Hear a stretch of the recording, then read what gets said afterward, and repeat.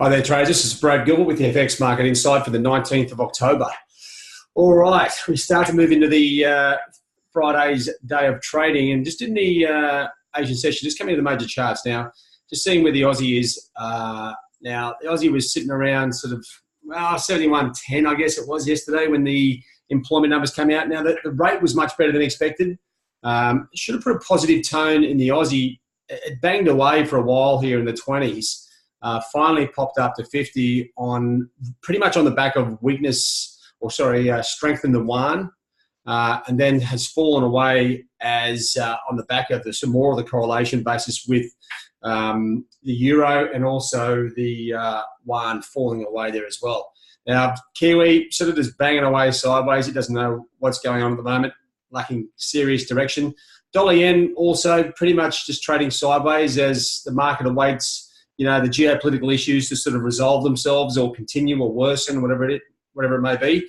So the euro, now the ECB have come out and basically told the Italians that their budget that they are submitting is breaching all EU regulations or rules.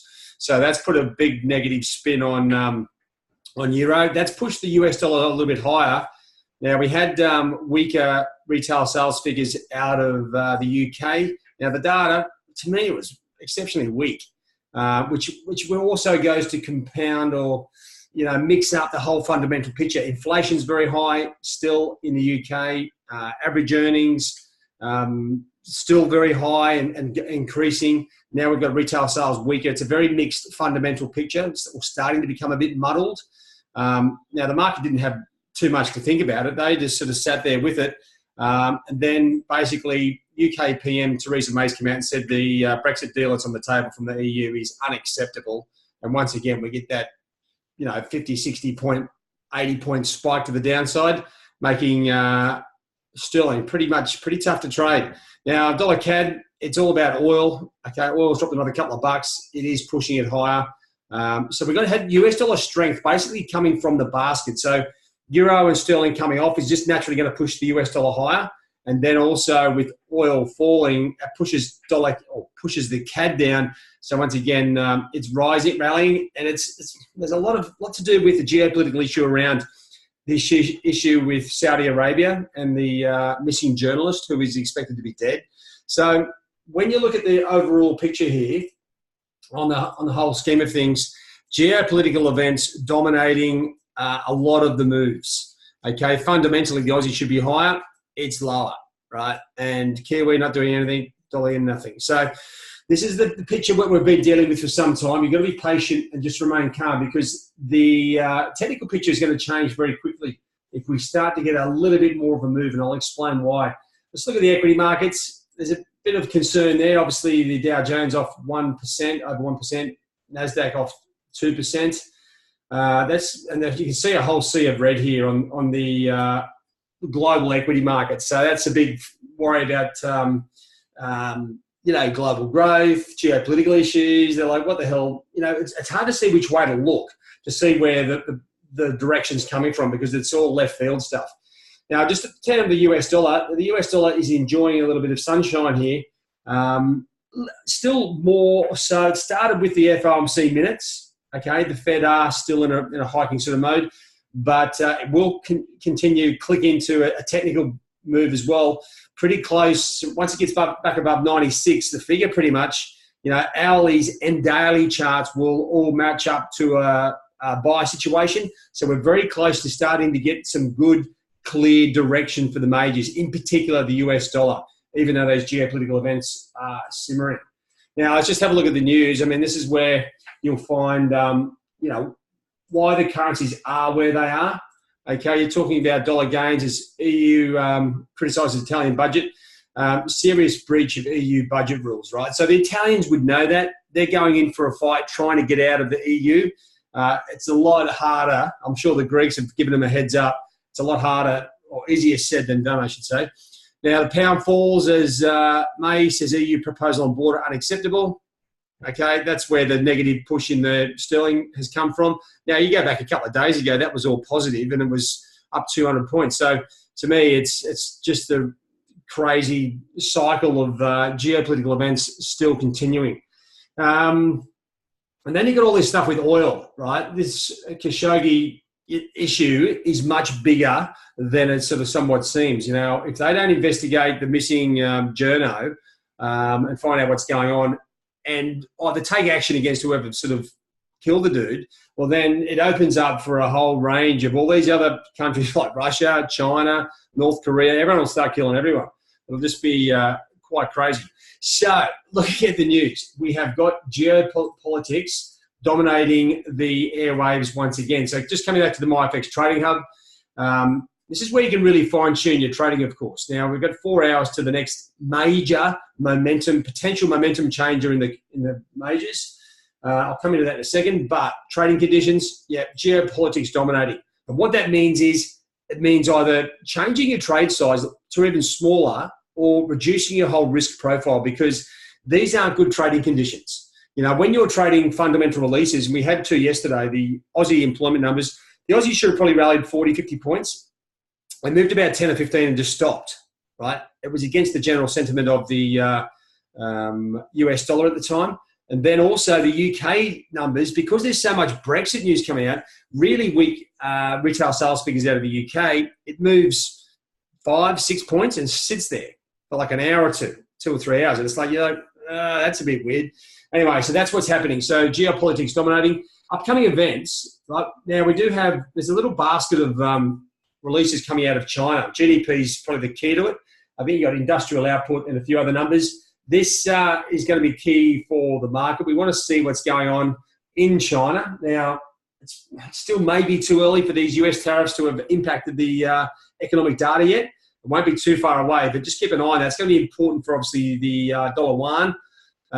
The correlation between the Aussie and Kiwi and the yuan have diminished somewhat, but they are coming in and out on a daily basis. Strong, no correlation, very strong correlation. So just keep an eye on those pairs during that Asian session. Now, coming into the North American session, there's not much happening. So geopolitics will probably dominate. We have Canadian CPI and retail sales figures due. Now, that's going to be potentially very good opportunity to get into the funds. Of course, as I mentioned there before, dollar CAD moving very much with oil. So you want to keep an eye on what the general momentum is of oil. If that continues to fall, then dollar CAD will probably go up. Okay, so then you can sort of match it together and go, well, if we get weak CPI data and retail sales figures out of Canada, okay, you're going to sell CAD, buy dollars. That goes with the general momentum. So that's probably your best trade coming up.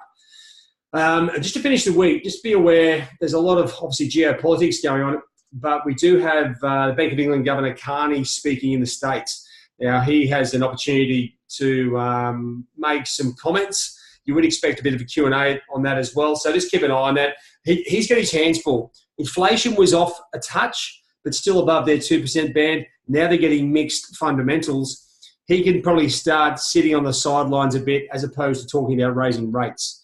Anyway, that's something else to look forward to. So that's where we're going today with our trading. Now, just to come back to the daily analysis snapshot, I was just going through.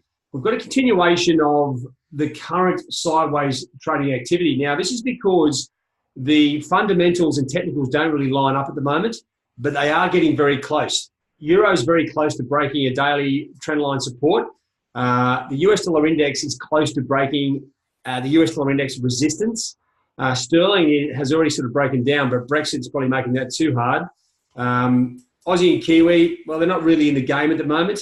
Dollar CAD, well, it's broken higher on the hourlies, but not really going on with it on the dailies yet. Dollar yen just trading sideways. Now, one of the key things here is I always like dollar Swiss. Keep an eye on dollar Swiss. It's very, I was going to say it's very neutral, but of course it is. But it makes the dollar a good idea to have a look at this on the dollar perspective. If you're looking at dollar Swiss, it's almost like you're looking at the dollar index, but you're taking out the crap that comes from, say, euro and sterling, which make up the bulk of the basket of the dollar index. Now, the dollar, for me, dollar Swiss has broken higher, technically, right? It's generally neutral with the central bank and economic data, but on the hourlies, it's moved higher. Dailies, it's continued to charge higher, and on the weeklies, it's broken a resistance level. So, to me, this is where the action is. It's a bit of a precursor to what's coming up, in my eyes. If we didn't have all these geopolitical events, I would be getting ready to buy US dollars because it's close to breaking higher. I'd be close to selling euro. Definitely going to leave UK out of it, but that's where the action is. And if you go drill into the components, click on these flags, you'll go into the daily analysis summary and see exactly what I'm talking about. It is starting to get a little bit gorgeous. And just to sort of show you what I'm talking about, if I just come back to the charts, you'll see this on, if I just take you back to the daily charts for each of the major pairs, just to finish up, you'll see the Aussie and Kiwi, overall long-term, yep, they're going down, sideways at the moment, but, and dollar yen sort of still slowly going up, but it's close to sort of breaching a support level. Now, but check out euro. This is the ones I want to show you. It's been trading sideways for some time, but we are right on a support level. This could break. We're right on the support level for sterling, which could break, but that obviously the Brexit situation could have that bounce 200 points. Dollar CAD sort of sideways at this point. So that's the picture I've got. It's a bit mixed. We've been waiting. I've been very patient waiting for the currencies to line up. Looking at the dailies, the hourly charts, this is where you're going to be making most of your trading, getting your entry levels from. So tune these up. It's it's a little bit early to say. We've got some really clear, clean trading opportunities coming up. We're very close. But the concern is the rumbling geopolitical events that are going on. We're just going to deal with those as we come. So today, don't forget, just to reiterate, with the upcoming data that's coming out, just have a look at keep an eye on the Chinese GDP, industrial output numbers. What else we've got? Retail sales out of China as well. So just keep an eye on that. That's going to be very interesting for the Asian session.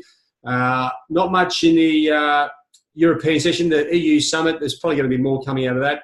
And then the Canadian inflation data there as well. Retail sales and CPI. So that's pretty important for the CAD. Don't forget, the Bank of Canada already have a very high inflation situation to deal with. So if CPI is through the roof, that could really push dollar CAD down. But if it's really weak, well, that takes off the rate hike next week off the table somewhat, and you should see dollar CAD spike. So that's probably your best opportunity at this point. All right, guys, we'll catch you later on. Have a good trade day. We'll see you in the live trade zone. Cheerio.